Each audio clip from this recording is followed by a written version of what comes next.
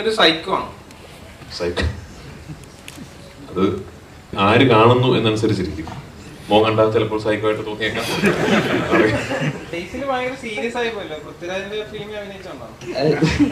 ഞാൻ തന്നെ പാട്ടൊക്കെ പാടിയത് കണ്ടായിരുന്നു.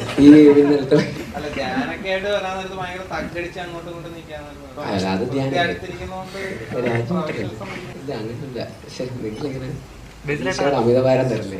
ഞാൻ ബോളിവുഡ് ചെയ്യാൻ പോകുന്ന ആര് പറഞ്ഞു? ഹിന്ദി അറിയാം. ഞാൻ സുഗമ പരീക്ഷയ്ക്കൊക്കെ എനിക്ക് 100 മാർക്ക് കിട്ടുള്ളൂ. പഴയ പുലിയാണ് ഞാൻ. പക്ഷെ എനിക്കിങ്ങനെ ഒരുപാട് ചോദ്യങ്ങളൊക്കെ ചോദിക്കാനുണ്ടായിരുന്നു. എനിക്ക് ആദ്യമൊക്കെ എനിക്ക് ഒരു പേടി ഉണ്ടാവുമല്ലോ. ഇപ്പോൾ ഞാൻ സിനിമയിലൊക്കെ കണ്ടിട്ടുള്ള അല്ലെങ്കിൽ ഇന്റർവ്യൂസിലൊക്കെ കാണുന്ന അല്ലെങ്കിൽ റീലിലൊക്കെ കാണുന്ന രാജുവേട്ടനാണ് എൻ്റെ മുമ്പിൽ. അപ്പോൾ എനിക്കും കുറച്ച് പേടിയുണ്ട്. മോണിറ്ററിന് പുറകിൽ ഇങ്ങനെ ഇരിക്കുന്നത് നമ്മളിങ്ങനെ. അപ്പോൾ ആദ്യമൊക്കെ അങ്ങനെയായിരുന്നു. പിന്നെ നമ്മുടെ ഒരേ വൈബാന്ന് മനസ്സിലായി. ടിപ്സോ രാവിലെയും കൂടെ ചോദിച്ചത് ടിപ്പ് ചോദിക്കല് തന്നെ. അപ്പൊ അതിനെ കുറിച്ച് ഷൂട്ടിന്റെ ഇടയിൽ ഒരു ചേട്ടൻ വന്ന് ഫോട്ടോ എടുത്തു. അപ്പോൾ ചേട്ടൻ ചോദിച്ചു ഏത് പടാന്ന്. ഞാൻ പറഞ്ഞു പ്രാവുകൂട് ഷാപ്പ്. അപ്പൊ ചേട്ടൻ ഇന്റർവ്യൂ പൊളിക്കണട്ടാ. അപ്പൊ പടം ഇന്റർവ്യൂവിൽ ഇപ്പം അമിത പ്രതീക്ഷയായി തുടങ്ങി.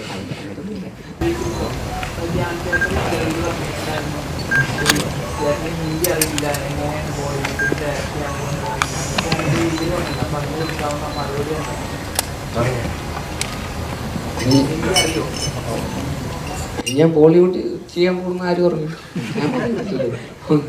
അത് വെറുതെ അവന് ഹിന്ദി അറിയാം. ഞാൻ സുഗമ പരീക്ഷയ്ക്കൊക്കെ എനിക്ക് 100 മാർക്ക് കിട്ടുള്ളൂ. പഴയ പുലിയാണ് ഞാൻ. ഇപ്പൊ കുറച്ചുകൂടെ ഹിന്ദിയൊക്കെ അറിയാം. ഹിന്ദി സിനിമ കാണുന്ന ഒരാളാണ്. ഹിന്ദി മേ ബാത് കർനാ ഹൈ ക്യാ?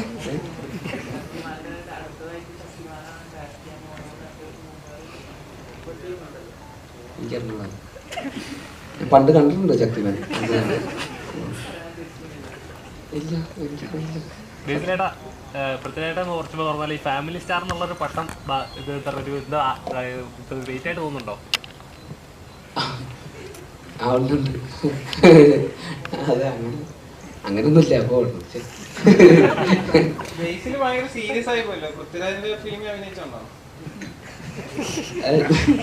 ഞാൻ തന്നെ പാട്ടൊക്കെ പാടിയത് കണ്ടായിരുന്നു.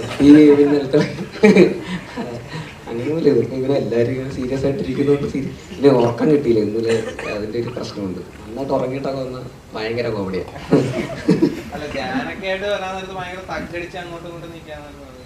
അല്ല അത് ഇത് അങ്ങനെയല്ല. പക്ഷെ നിങ്ങളിങ്ങനെ അമിതഭാരം തരല്ലേ. കഴിഞ്ഞ ദിവസം ഏതൊരു സിനിമയുടെ ഷൂട്ടിന്റെ ഇടയിൽ പ്രാവുകൂട് ഷാപ്പിന്റെ ഷൂട്ടിന്റെ ഇടയിൽ ഒരു ചേട്ടൻ വന്ന് ഫോട്ടോ എടുത്തു. അപ്പോൾ ചേട്ടൻ ചോദിച്ചു തൃശ്ശൂരാണ് ഷൂട്ടിങ്. അപ്പോൾ ചേട്ടൻ ചോദിച്ചു ഏത് പടാന്ന്. ഞാൻ പറഞ്ഞു പ്രാവുകൂട് ഷാപ്പ്. അപ്പോൾ ചേട്ടൻ ഇന്റർവ്യൂ പൊളിക്കണട്ടാ. അപ്പൊ പടം ഇന്റർവ്യൂവിൽ ഇപ്പം അമിത പ്രതീക്ഷയായി തുടങ്ങി. അതൊക്കെ ഒരു വൈബല്ലേ. രാജുവേട്ടൻ്റെ കോമഡി ആയിട്ടുള്ള ക്യാരക്ടേഴ്സ് ആണെന്ന് പറഞ്ഞു കേട്ടിട്ടുണ്ട്. അപ്പം ഈ സിനിമ മല്ലികാമ്മേനെ എത്രത്തോളം സന്തോഷിപ്പിക്കും? അമ്മയ്ക്ക് ഭയങ്കര ഇഷ്ടപ്പെടാൻ സാധ്യതയുണ്ട് ഈ പടം. അല്ല അമ്മയ്ക്ക് നല്ല ഇതൊരു അറ്റ്ലീസ്റ്റ് ഞാൻ പ്രതീക്ഷിക്കുന്നതാണ് കേട്ടോ. ഇപ്പൊ നാളെ റിലീസായിട്ട് അങ്ങനെ അല്ലല്ലോ എന്ന് നിങ്ങൾ പറഞ്ഞു. അങ്ങനല്ല. എനിക്ക് തോന്നുന്നത് ഈ സിനിമയുടെ ഏറ്റവും വലിയ ഒരു ക്വാളിറ്റി ആയിട്ട് ഞാൻ കാണുന്നത് ഈ ഹാപ്പി വ്യൂയിങ് ആണ് സിനിമ. നമ്മൾ കാണുമ്പോഴും കണ്ടു തീരുമ്പോഴും ഒക്കെ ഒരു സന്തോഷം തരുന്ന സിനിമയാണ്. ഈ ഡോപ്പമീൻ ഷോട്ട് എന്ന് പറയുന്ന പോലെ നമുക്ക് ഒരു സിനിമ കണ്ടു കഴിയുമ്പോൾ നമുക്കൊരു ഹാപ്പി ആയി അല്ലേ. അപ്പോൾ അത് അങ്ങനത്തെ സിനിമകളാണ് പലപ്പോഴും ആൾക്കാർ വീണ്ടും കാണാൻ ഇഷ്ടപ്പെടുകയും ചെയ്യുന്നത്. Because you want to go back to how the film made you feel. അപ്പൊ അത് അമ്മയ്ക്ക് മാത്രമല്ല എനിക്ക് തോന്നുന്നു എല്ലാവർക്കും ഇഷ്ടപ്പെടാൻ സാധ്യതയുള്ള ഒരു സിനിമയാണെന്നാണ് എൻ്റെ ഒരു ശുഭപ്രതീക്ഷ. അമ്മയ്ക്ക് പ്രത്യേകിച്ചും. കാരണം ഈ പറഞ്ഞാൽ അമ്മയ്ക്ക് ഞാൻ ഈ ലൈറ്റർ റോൾസ് ഒക്കെ ചെയ്യുന്നത് കാണാൻ ആണ് അമ്മയ്ക്ക് ഭയങ്കര ഇഷ്ടം. അമ്മയ്ക്ക് അമരക്പുർ ആന്റണി ഒക്കെ ഭയങ്കര ഇഷ്ടമാണ്. അപ്പോൾ അമ്മ 16-ാം തീയതി അല്ലെങ്കിൽ റിലീസായ ഉടനെ ആദ്യ ദിവസങ്ങളിൽ തന്നെ സിനിമ കാണുമെന്ന് പ്രതീക്ഷിക്കുന്നു. എൻ്റെ അമ്മയോട് ചോദിക്കാം. ഒരു സെലിബ്രേഷൻ മൂവി ആയിരിക്കും. ഞങ്ങളുടെ എല്ലാ പടങ്ങളും സെലിബ്രേറ്റ് ചെയ്യണേ എന്നുള്ളതാണ് ഞങ്ങളുടെ ആഗ്രഹം. ഇത് അതെ ഞാൻ ആ കാര്യത്തിൽ എനിക്ക് ഭയങ്കര അഭിമാനിക്കുന്നു. ഈ സിനിമ പൃഥ്വിരാജ് പ്രൊഡക്ഷൻസിന്റെ ബാനറിലാണ് ഞങ്ങൾ കോ പ്രൊഡ്യൂസേഴ്സ് ആണ് ഈ സിനിമയുടെ എന്നുള്ള കാര്യത്തിൽ ഞാൻ തീർച്ചയായിട്ടും അഭിമാനിക്കുന്നു. പൃഥ്വിരാജ് പ്രൊഡക്ഷൻസ് ഈ ജോണറിൽ ഉള്ളൊരു സിനിമ ആദ്യമായിട്ടാണ് ചെയ്യുന്നത്. പിന്നെ ഓഫ് കോഴ്സ് ഇതിൽ ഞങ്ങൾക്ക് E4 Entertainment ഉണ്ട്, കൂടെ ഉണ്ട്. ആൻഡ് ഈ സിനിമ ചെയ്ത എക്സ്പീരിയൻസ് ഇപ്പോൾ ഈ സിനിമ റിലീസ് ആകുന്നതിന് മുമ്പ് പറയുമ്പോഴാണല്ലോ ഒരു ഭംഗി. ഉറപ്പായിട്ടും ഞങ്ങൾ ഇനി ഒരുമിച്ച് സിനിമകൾ ചെയ്യുകയും ചെയ്യും. അപ്പോൾ അങ്ങനെ വരട്ടെ, ഒരു അഭിമാനിക്കാൻ പറ്റുന്ന ഒരു സിനിമയാകട്ടെ റിലീസിന് ശേഷവും. നിഖില, ഇന്റർവ്യൂസിലൊക്കെ പറഞ്ഞു കേട്ടിട്ടുണ്ട് രാജുവേട്ടൻ്റെ കൂടെ കുറെ സ്ലോ മോഷൻ സീൻസും കാര്യങ്ങളൊക്കെ ഉണ്ട് എന്ന് പറഞ്ഞു കേട്ടിട്ടുണ്ടായിരുന്നു. അപ്പം രാജുവേട്ടനിൽ നിന്ന് ഒരു നടി എന്ന നിലയിൽ രാജുവേട്ടനിൽ നിന്ന് എന്തൊക്കെയാണ് പഠിക്കാൻ പറ്റുക?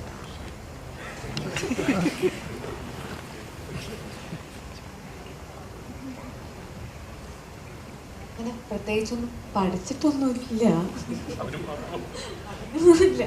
ഇല്ല, അങ്ങനെ പഠിക്കുക എന്നുള്ളതല്ല. നമ്മൾ ചില ആർട്ടിസ്റ്റുകളുടെ കൂടെ വർക്ക് ചെയ്യാനുള്ളത് ഭയങ്കര ഒരു ആഗ്രഹമായിരിക്കും. നമ്മൾ സിനിമയിൽ വന്നിട്ട് എൻ്റെ ഫസ്റ്റ് ടൈം അസോസിയേഷനാണ്. അപ്പം എനിക്ക് അതൊരു വലിയ സന്തോഷമുള്ളൊരു കാര്യമായിരുന്നു. പഠിക്കാനുള്ളൊരു സ്പേസൊന്നും വിപിനേട്ടൻ തന്നിട്ടില്ല. ഒരുപാട് സീനുകളും ഡയലോഗുകളൊക്കെ ഉള്ളതുകൊണ്ട് അത് പഠിക്കേണ്ടത് കൊണ്ട് മറ്റേതെനിക്ക് പറ്റിയിട്ടില്ല. ഇല്ല, അങ്ങനെ ഒരാളുടെ അടുത്തുനിന്ന് പഠിക്കുക എന്ന് പറയുന്നത് അഭിനയിക്കുന്ന സമയത്ത് എന്നുള്ളതല്ലല്ലോ. നമ്മൾ ഗ്രാജുവലി ഇപ്പം എല്ലാ ദിവസങ്ങളും നമ്മൾ പ്രൊമോഷൻ്റെ ഭാഗമായിട്ടൊക്കെ കാണുമ്പോഴാണ് നമ്മൾ കൂടുതൽ പരിചയപ്പെടുന്നതും സംസാരിക്കുന്നതും.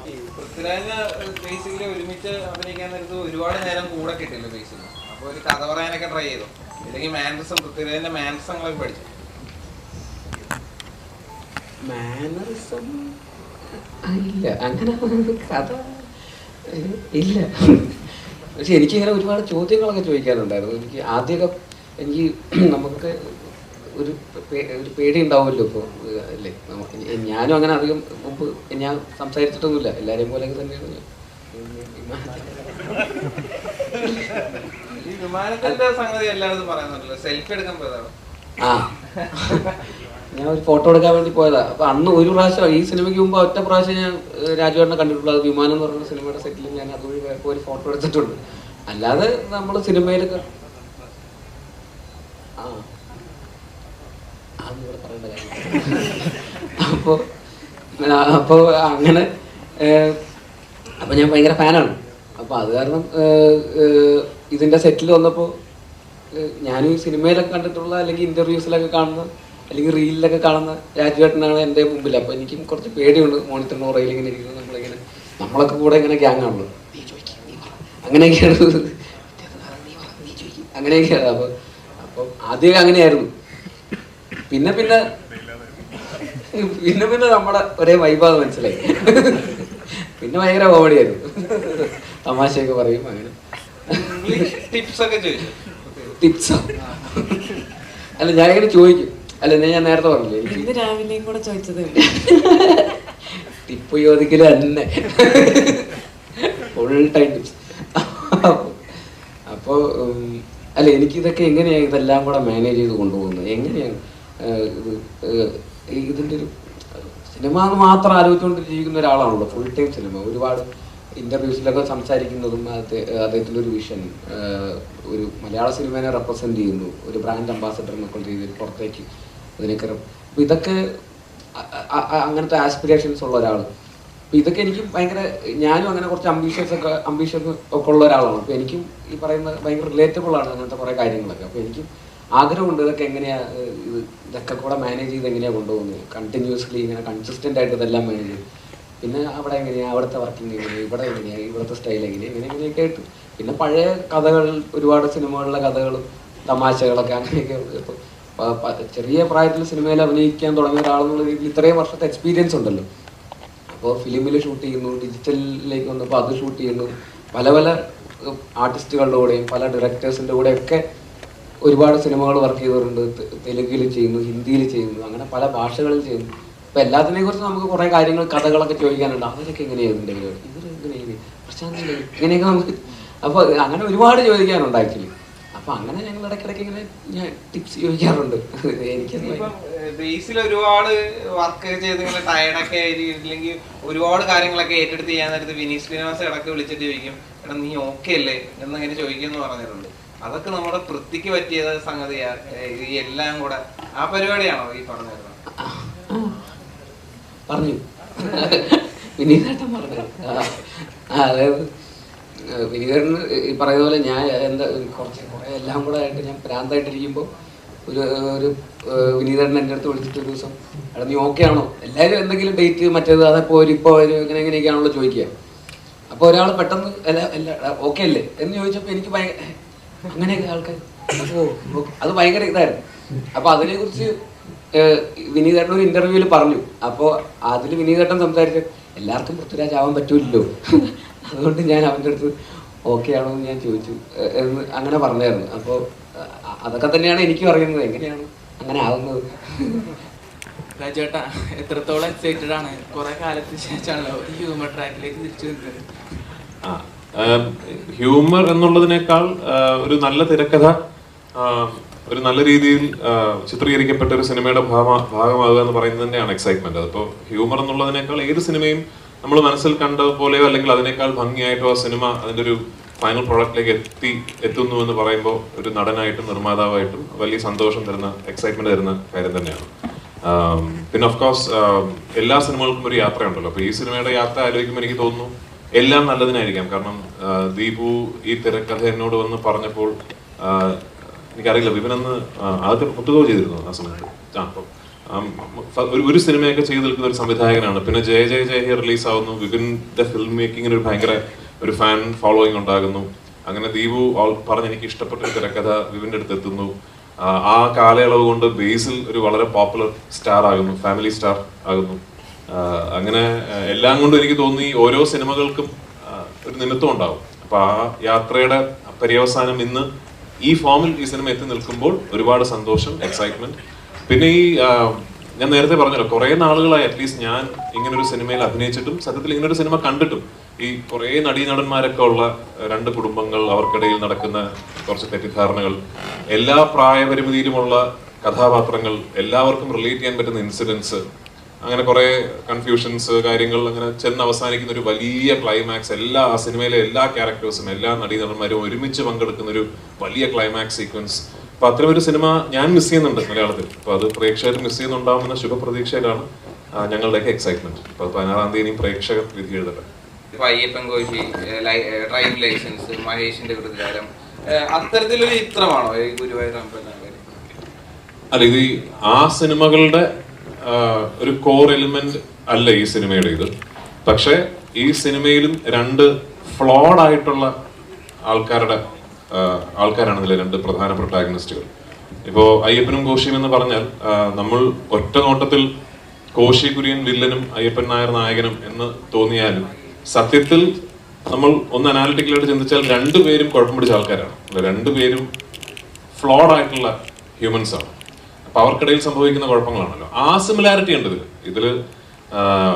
വിനു എന്ന ബേസിലെ കഥാപാത്രവും ആനന്ദൻ എന്ന ഞാൻ ചെയ്യുന്ന കഥാപാത്രവും അടിസ്ഥാനപരമായിട്ട് ഫ്ലോഡ് ആയിട്ടുള്ള ആൾക്കാരാണ്. അവർക്ക് ഒരുപാട് കുഴപ്പങ്ങളുള്ള കക്ഷികളാണ്. അപ്പൊ അവർക്കിടയിൽ ഉണ്ടാകുന്ന പ്രശ്നങ്ങൾക്കും ആ കുഴപ്പങ്ങളുടെ ഒരു സ്വഭാവമുണ്ട് എന്നുള്ളതിനപ്പുറത്തേക്ക് ആ പറഞ്ഞ സിനിമകളുമായിട്ട് അങ്ങനെ കമ്പയർ ചെയ്യാൻ പറ്റുന്ന ഒരു സ്വഭാവമില്ല ഈ സിനിമയ്ക്ക്. ആനന്ദൻ ഒരു സൈക്കോ ആണ്. സൈക്കോ അത് ആനന്ദനെ ആര് കാണുന്നു എന്നനുസരിച്ചിരിക്കും. മോൻ കണ്ടാൽ ചിലപ്പോൾ സൈക്കോ ആയിട്ട് തോന്നിയേക്കാം.